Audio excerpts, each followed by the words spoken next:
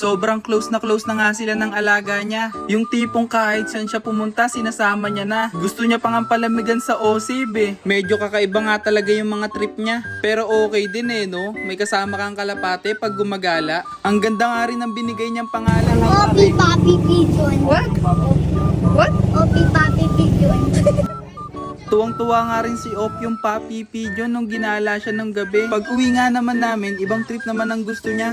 Gusto niya daw makita yung mga pangkatay niya. Kaya agad ko nang kinuha. Eto nga pala si Checkered, ang isa sa paborito niya. Kulang na lang itabi sa pagtulog niya. Madalas niya pa nga yan iyakan pag di niya nakikita. Ang problema lang, palagi niyang dinidikit sa mukha niya. Kaya minsan pag may nakikita akong ipot, pinupunasan ko na lang para di makita ng mama niya. Anak. I don't know.